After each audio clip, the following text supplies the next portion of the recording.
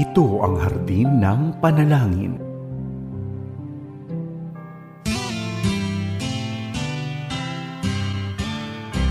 May harding mapananalanginan, doon si Jesus naghihintay.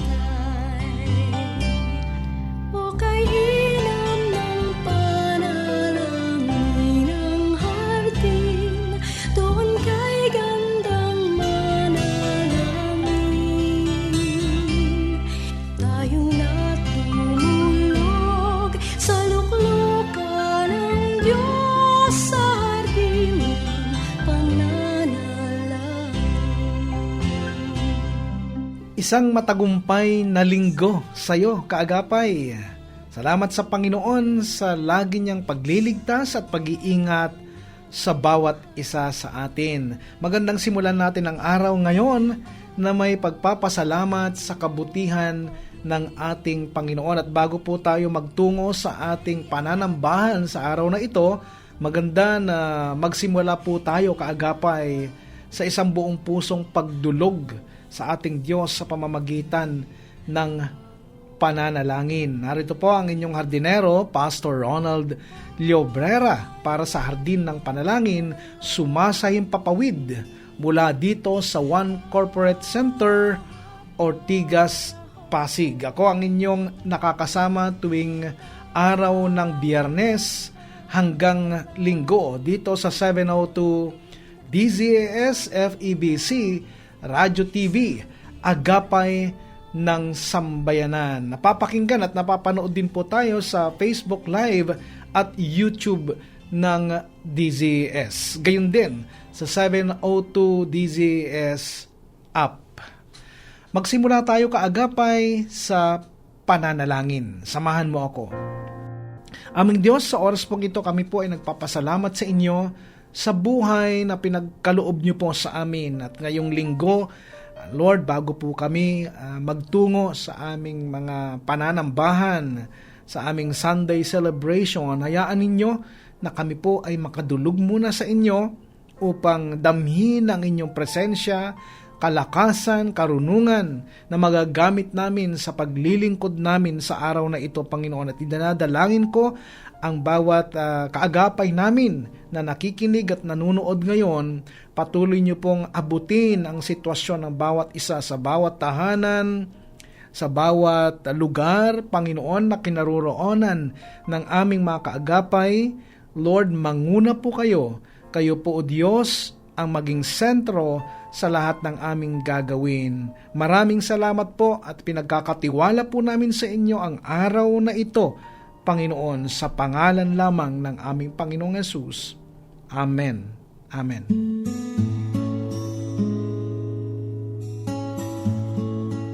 Nagbabalik po ang Hardin ng Panalangin. Ako si Pastor Ronald Llobrera, ang inyong hardinero tuwing araw ng Biyernes hanggang Linggo. Kumusta ka na, kaagapay? Kung ikaw ay may prayer needs or prayer request, ipadala na yung mensahe mo sa amin at sisikapin natin yan na maidulog sa Panginoon mamaya sa ating prayer time. At kung hindi man lahat mabanggit ang inyong mga ipinadalang mensahe, tiyak naman na ang Diyos ay aabutin tayo at tutugunin tayo sa ating mga kahilingan. At sa mga ibang araw ay pwede naming balikan ang inyong mga mensahe sa amin para ito po ay maipanalangin at maidulog sa ating Panginoon. At kung may mga katugunan na po ang Panginoon sa inyo, nasagot na ang inyong mga panalangin kahilingan, mangyaring magmensahe din po kayo sa amin. Sabihan niyo po kami upang sa ganon ay maipagpasalamat po natin yan sa Panginoon. Alam nyo, napakaganda na nakakatanggap po kami ng mga tugon mula sa inyo, ng mga sinagot na ng Diyos na inyong mga kahilingang panalangin. Sa Diyos ang lahat ng papuri. At sa oras na ito, kaagapay, ay tayo po ay dumulog naman sa Diyos sa pamamagitan naman ng pag-aaral ng kanyang mga salita. Samahan niyo ako at pagbulay-bulayan natin ang salita ng ating Panginoon. At kaagapay, isa na namang napakagandang paksa ang ating tatalakayin sa araw na ito. Ito ay tungkol sa kaloob ng Diyos. Bigyan natin ng pamagat ang regalo ng kaligtasan. Ano nga bang kaloob ang tinutukoy ng banal na kasulatan na dapat nating malaman? Kagapay, alam mo, mahal ka ng Diyos at may regalo siya para sa iyo. Subalit ang tanong, natanggap mo na ba ito?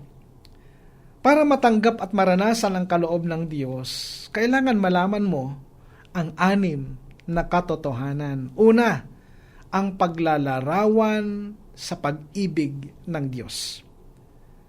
Kaagapay, mahal ka ng Diyos at ibig niyang pagkalooban ka ng buhay na walang hanggan. Sabi sa 1 Kabanatang 3, talatang 16, sapagkat gayon na lamang ang pag-ibig ng Diyos sa sangkatauhan, kaya't ibinigay niya ang kanyang kaisa-isang anak upang ang sino mang sumampalataya sa kanya ay hindi mapahamak kundi magkaroon ng buhay na walang hanggan. Ang ibig sabihin ng buhay na walang hanggan ay buhay na walang katapusan. Ito'y buhay na may permanenteng relasyon sa Diyos. Nangangahulugang makakasama natin ang Diyos habang tayo'y nabubuhay dito sa lupa at balang araw, tayo'y makakasama niya habang panahon doon sa kanyang kaharian sa langit. Sino itong Diyos na nagmamahal sa atin? Pansinin ang pagkakaiba ng iyong hinlalaki sa ibang mga daliri. Ito'y nagpapaalala sa atin na ang Diyos ay kaiba sa atin. Siya'y banal at walang kasalanan. Tanging mga taong banal at walang kasalanan lamang ang maaaring manirahan kasama niya sa langit. Malaking problema ito para sa ating mga tao. Tingnan natin, may problema ang tao. Ang kasalanan ay humadlang sa atin upang matanggap ang buhay na walang hanggan. Pansinin natin na ang hintuturo ay hiwalay sa hinlalaki. Ito'y naglalarawan sa katotohanan na tayo'y nahiwalay sa Diyos dahil sa kasalanan at ang kasalanan ay humadlang sa ating pagtanggap o humahadlang sa ating pagtanggap ng buhay na walang hanggan. Ayon sa Roma Kabanatang 3, talatang 23, sapagkat ang lahat ay nagkasala at walang sinuman ang nakaabot sa kaluwalhatian ng Diyos. Ayon sa mga talatang ito, ang kasalanan ay may 2 kahulugan. Una, ang kasalanan ay paglabag sa mga utos ng Diyos. Ang mga ito'y nakasulat sa 10 utos. Kaagapay, ilan sa mga utos ang kabisado mo? Sa palagay mo, may nilabag ka kaya sa mga utos ng Diyos? Tingnan natin ang 2 halimbawa. Huwag kang papatay at huwag kang mangangalunya o makikiapid. Kung pag-aaralan mo ang banal na kasulatan, sino ang mamamatay tao? Ayon sa unang 1 Kabanatang 3, talatang 15, mamamatay tao ang napupuot sa kanyang kapatid at nalalaman ninyong ang buhay na walang hanggan ay wala sa mamamatay tao. Ayon sa talatang ito, kaagapay, sino ang mamamatay tao? Ang taong napupuot sa kapwa ay nagkakasala ng pagpatay. Masasabi mo ba na kailan may hindi ka nagkaroon ng puot sa iyong puso laban kanino man? Kung gayon, ayon sa talatang ito, ikaw ba ay nagkasala rin ng pagpatay? Tingnan natin ang isa pang kautusan. Yaong tungkol sa bawal na relasyon, Mateo Kabanatang 5, sa mga talatang 27 hanggang 28, narinig ninyong sinabi, huwag kang mangangalunya. Ngunit sinasabi ko sa inyo, ang sino mang tumingin sa isang babae nang may pagnanasa ay nangangalunya na sa babaeng iyon sa kanyang puso. Ayon sa mga talatang ito, sino ang taong nagkakasala ng pangangalunya o pakikiapid? Ang taong may mahalay na pagnanasa sa kanyang puso ay nagkakasala ng pakikiapid. Masasabi mo ba na hindi ka kailanman nagkaroon ng mahalay na pagnanasa sa puso mo? Kung gayon, nagkasala rin ba ang tao sa pakikiapid?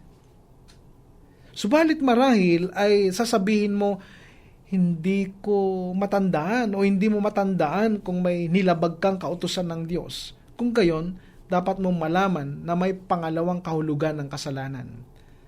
Pangalawa, ang kasalanan ay di pag-abot sa kaluwalhatian o sukatan ng Diyos.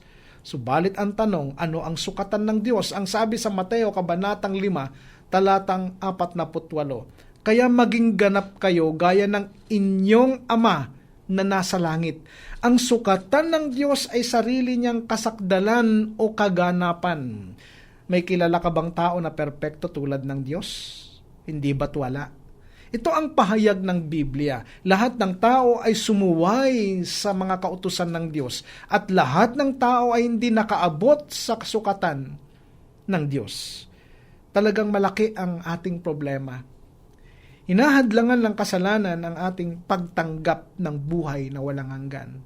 Bakit? Sapagkat ang kaparusahan ng kasalanan ay kamatayan. Yan ay ayon sa Roma, Kabanatang 6, talatang 23. Ang kaparusahan, ang kabayaran ng kasalanan ay kamatayan. May dalawang uri ng kamatayan. Una, kamatayan ng katawan. Ito'y nangyayari sa sandaling pumanaw ang kaluluwa sa ating katawan. Ang Biblia ay may babala rin tungkol sa ikalawang kamatayan. Ang sabi sa Aklat ng Pahayag, Kabanatang 21, talatang 8, subalit para naman sa mga duwag, mga taksil, mga gumagawa ng mga kasuklam-suklam na bagay, mga mamamatay tao, mga nakikiapid, mga mangkukulam, mga sumasamba sa Diyos-Diyosan at sa lahat ng mga sinungaling, ang magiging bahagi nila'y salawa ng nagliliyab na apoy at asupre. Ito ang pangalawang kamatayan. Anong ibig sabihin ng ikalawang kamatayan? Ang ibig sabihin ay ang walang hanggang pagkawalay ng kaluluwa sa Diyos upang ito'y ibulid sa lawa ng apoy kung saan ito'y magdurusa kailanman. Nakasaad sa talatang ito kung sino-sino ang magdaranas ng ikalawang kamatayan. Kasama ka ba sa listahang ito? Ayon sa mga talatang ito, kahit na pagsisinungaling lang ang ating kasalanan, tayo ay nanganganib sa ikalawang kamatayan. Sino-sino sa atin ang hindi nagsinungaling kahit kailanman? Dahil dito, napakalaki ang ating problema. Tayong lahat, ikaw at ako at lahat ng tao ay nanganganib na magdanas ng ikalawang kamatayan ng walang hanggang pagdurusa sa apoy. May kasagutan ba ang ating problema? Oo, kaagapay. May kasagutan. Walang iba kundi ang ating Panginoong Hesus. Kaagapay, yan ang ating ipagpapatuloy sa mga susunod na pag-aaral natin. Ang Panginoong Hesus lamang ang kasagutan sa ating problema. Siya ang kaligtasan ng ating nanganganib na kalagayan doon sa kamatayan na walang hanggan. Si Jesus ang daan patungo sa buhay na walang hanggan. Sa Diyos ang papuri.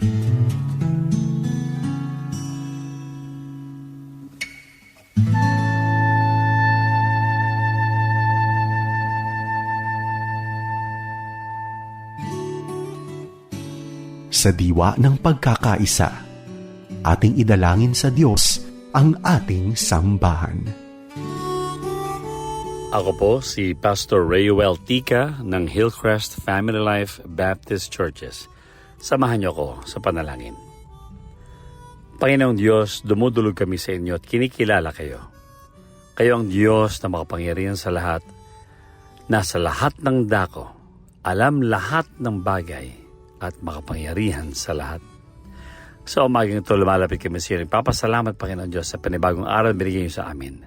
Isang panibagong araw kung saan maaari namin kayong sambahin sa aming mga iglesia, kung saan kami magkasama-sama mga magkakapatid, magkakaroon panalanginan, pagbabasa ng iyong salita, awitan, at patuloy na kaaliwang bibigay sa isa't isa, at lalo't lalo ang pangaral ng iyong salita. Pinupuri namin ang inyong pangalan, Panginoon Diyos, dahil meron kaming kalayaan sa aming bansa na gawin ito sa araw ng linggo. At nagpapasalamat kami sa pangunguna ng mga pastor, mga elders, deacons, mga Sunday school teachers, lahat ng mga officers, mga miyembro ng aming mga iglesia, na kami lahat, Panginoon Diyos, ay nakikilahok sa napakagandang gawain kung saan maaari namin kayong sambahin. So, umagang ito, hinihiling lang po namin nalinisin ang aming mga puso, mga bagay, Panginoon Diyos, na tila humahad lang sa aming paglilingkod sa inyo. Mga bagay ng mga kasalanan, Panginoon Diyos, na tila nakatago yung marami at hindi nalalaman ng mga tao, pero alam ninyo, Panginoon Diyos. Pinagpapatawad namin ito sa inyo, Lord. Patawarin niyo kami. Linis ang aming bibig, ang aming isip, linis ang aming mga kamay. Katulad sinabi ni Haring David, "Search my heart, O God, and know my thoughts, and see if there be any wicked way in me. Cleanse me, and set me free." Dalangin ko, Panginoon Diyos, sa mga bagay na kasalanan ito ay hindi makahadlang sa aming pagsamba at paglilingkod sa inyo sa buong araw na ito. Nagpapasalamat kami sa iyo, Panginoon Diyos, sa kalayaan na binigay sa aming bansang Pilipinas, kung saan maaari namin kayong awitan, maaari namin basahin ang salita ng Panginoon, maaari namin ito ipangaral na may kalayaan. Hinihingi namin ang karunungan, Panginoon, sa mga pastor at mga nangungunang guro ng iba't ibang mga Sunday schools. At dalayan ko bilang mga miyembro, kami naman, Panginoon Diyos, ay hindi lang tumanggap sa lahat ng sasabihin ng mga guro namin at mga pastor sa pamamagitan ng Banal na Espiritu, kundi tumanggap din kami at tumugon sa panawagin sa aming lumapit sa inyo. Marahil may mga dadalo sa aming mga simbahan na hindi patunay nakakakilala sa inyo. Dalangin ko magbukas kayo ng pagkakataon para sa bawat isang mga bisita na hindi patiyak ang kanilang kaligtasan sa pamamagitan ng Panginoong Hesus. Sa umagang ito, tanghali o gabi man sila dadalo, ay maranasan nila ang makahulugan, makabuluhan at makaranasang relasyon sa Diyos sa pamamagitan ng Panginoong Hesus. Dalangin ko, Panginoon Diyos, ang iyong kalusugang ibibigay po sa bawat isa, lalo-lalo sa mga nangungunat sa amin sa iglesia. Ang mga sakit, Panginoon Diyos, at mga bagay na humahadlang na makapaghahadlang sa aming pagpunta ngayong umagang ito, ay hindi, Panginoon Diyos, kami mahadlangan, maging maayos sa aming pakiramdam, at dalangin ko, Panginoon Diyos, na kami ay sumamba sa iyo may kaligayahan sa aming mga puso't kaluluwa. Itatanghal ang inyong pangalan, itataguyod ang inyong salita, at patuloy ito ipagsasabi sa mga tao, Panginoon Diyos, sa paligid namin. Dalangin ko ngayong araw na ito, na pagpalain niyo po bawat gawain na itataguyod alang-alang sa iyong pangalan. At ipapasalamat kami, Panginoon Diyos, dahil alam namin na tinugon niyo na ang aming panalangin. Dahil itong lahat ay dalangin namin sa pinakamatamis na pangalan ng aming Panginoong Hesus. Amen at Amen. At sa sandaling ito, kaagapay, tayo ay dudulog sa Diyos at ilalapit sa Panginoon ang mga kahilingang panalangin na inyong mga pinadala at sisikapin natin na lahat ng ito ay mailapit natin sa Panginoon. Samahan mo ako, kaagapay, sa panalangin. O Diyos, muli kami ay lumalapit sa inyo. Patuloy kayo na aming itinataas at tinadakila sa aming mga buhay. Kalakip nito ang aming pagpapakumbaba, paghingi ng tawad sa inyo, Panginoon, sa aming mga nagagawang kasalanan. Patawarin niyo po kami. Sa oras na ito, Panginoon, inihiling namin ang mga panalangin na inyo pong tugunin ayon lamang sa inyong dakilang kalooban sa aming mga buhay. Inilalapit namin sa inyo ngayon si Justin. Ang kanyang panalangin ay para sa kanyang mental clarity at maayos na emotional health, Lord. Ganon din po ang panalangin kahilingan ni Lara. Ang kanyang prayer ay successful therapy sessions at full recovery mula sa kanyang karamdaman.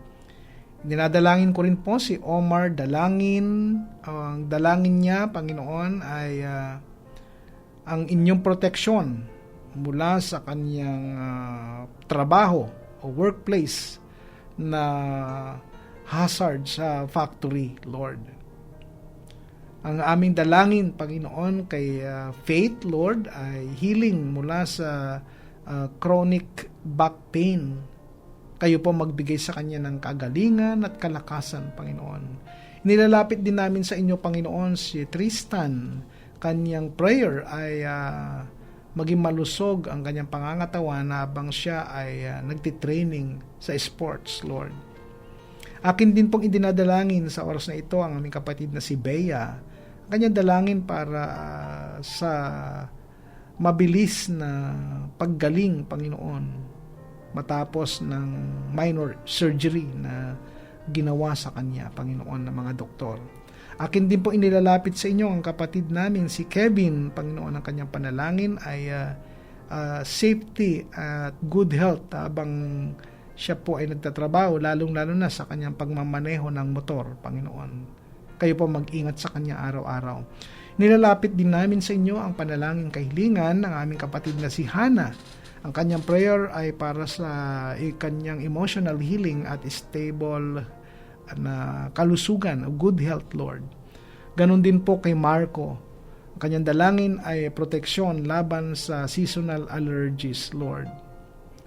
Ganon din po kay Sandy, Panginoon. Ang kanyang panalangin ay magkaroon ng magandang kalusugan habang nag-aalaga ng toddler. Nilalapit din namin sa inyo si Adrian. Ang kanyang prayer request ay good results ng kanyang annual physical exam or APE. Kayo po, Panginoon, ang magkakaloob nito sa kanya. Nilalapit ko rin sa inyo ang aming ka-churchmate na si Rowena. Ang aming dalangin para sa kanya ay mabilis na paggaling mula sa trangkaso, Panginoon. Akin din po inilalapit sa inyo si Floyd. Ang kanyang panalangin ay proteksyon habang nagtatrabaho sa gabi, Panginoon. Pagpalain nyo rin siya, huwag nyo siyang hayaan, Panginoon, na magkasakit, Panginoon. Lord, maraming salamat din kay Cheska at ang aming panalangin para sa kanya ay kanyang pagbubuntis. Lord, maging malusog siya habang siya po ay nagbubuntis at nagdadalang tao, Panginoon. At sa araw ng kanyang panganganak ay magkaroon ito ng kalakasan at safe delivery ng kanyang magiging anak. Pinalapit din namin sa inyo si Neil. Kanyang dalangin ay lakas habang nagpapahinga mula sa burnout, Lord. Maraming salamat po, Panginoon, at alam namin na kayong tumutugon sa panalangin. Patuloy ko inilalapit sa inyo, Panginoon, ang aming kamanggagawa, si Pastor Nolito Miranda and the whole Miranda family ng NMM Energy. Ganon din po, Panginoon, Sister Robbie Tarosa. Nilalapit ko rin, Panginoon, ang aming kapatid na si Brother Rene Gonzalez of Calvary Church, Santa Mesa, Manila. Lord, nilalapit ko rin sa inyo at ipinapanalangin si Sister Evelyn Tagud and the whole Tagud family. Ganon din po si Brother Engineer Romeo David and the whole David family. Pagpalain nyo sila. Ganon din ang family ni Sister Teresita de Fontorum, Panginoon. Ingatan nyo po ang aming kapatid na ito sa lahat ng pagkakataon. Maraming salamat po at kayo po ang mapapurihan sa buhay na ito at lahat ng aming kahilingang panalangin. Alam namin, Panginoon, na magkakaroon ito ng katugunan ayon lamang sa iyong dakilang layunin sa aming mga buhay. Ito po ang aming kahilingan na may pasasalamat sa tanging pangalan lamang ng aming Panginoong Yesus. Amen. May harding mapananalangin. Mga kaagapay, magkarinig muli tayo mula Biyernes hanggang Linggo sa radyo online at dito po sa mga platforms ng FEBC, ng Facebook, YouTube, and 702 DZAS app. At para sa Hardin ng Panalangin, ako po si Pastor Ronald Llobrera na lagi nagpapaalalang ang Kristiyanong namumuhay ng tapat ay sapat sa lahat ng bagay. Magtapat po tayo sa Diyos at ang Diyos ay hinding-hindi magkukulang. Pagpalain ka ng Panginoong Hesus. Sa